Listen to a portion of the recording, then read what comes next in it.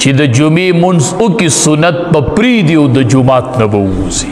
دا هغه امتي دی. ای امتي ته نن سنت نه کوې، ته نن سنت پرېږدې او په پل صراط په نارې وایي چې سلم سلم، او نبی علیه السلام بلته چې یا امتي، چې طول دې کېږي نو هلته به ولاړي، چې عملنامه میلاویږي نو هلته به ولاړي.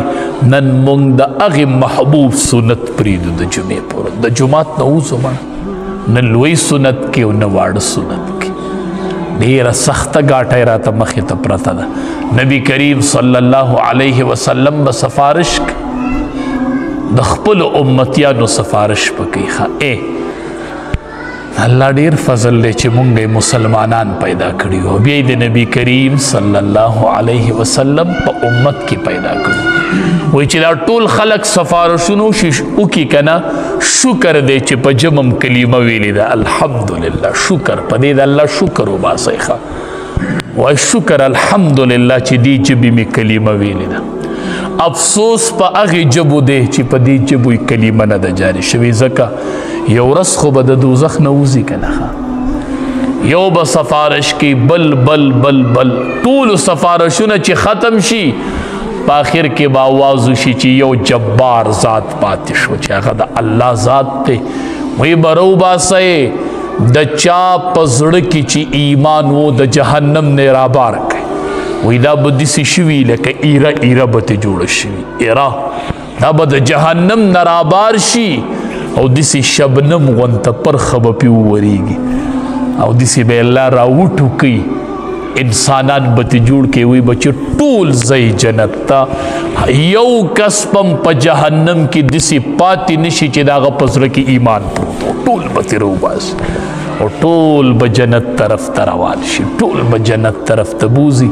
رب العالمین به وایي بوځئ بوځئ، ځئ جنت ته ځئ، ځئ جنت ته ځئ.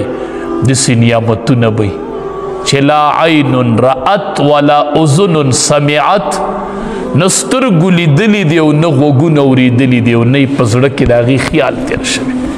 یو صحابي راغی وی د الله حبیبه اس به یي په جنت کې، اس به پکې؟ نبی علیه السلام وی آو اس به الله درکې وي وزرې به یي ښه او په هوا به الوزي ښه. بل راغی وی اوښ به پکې وي. نبی علیہ السلام غلی شو، جواب یې ورنه کوي خدای دې جنت ته بوځنو چې لاړ شو که نه نو هلته چې څه غواړي هغه به یي ښه، چې هلته څه غواړي بیا به هغه یي ښه.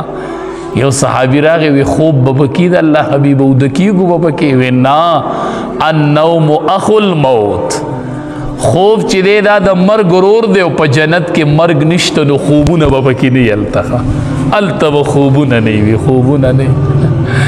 یو راغی وی د الله حبیبه زما خو زمینداره ډېره خوښه ده، زمینداره به پکې ده، زمینداره مې ډېره خوښه.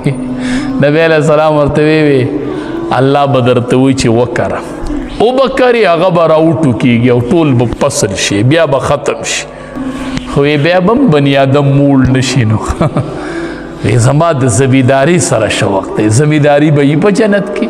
خدای دې مونږ جنت ته بوځي، رب دې مونږ جنتیان کې، رب مونږ له جنت راکړي، رب مونږ د جهنم نه محفوظ کړي، رب مونږ د جهنم نه محفوظ کړي. شکر الحمد.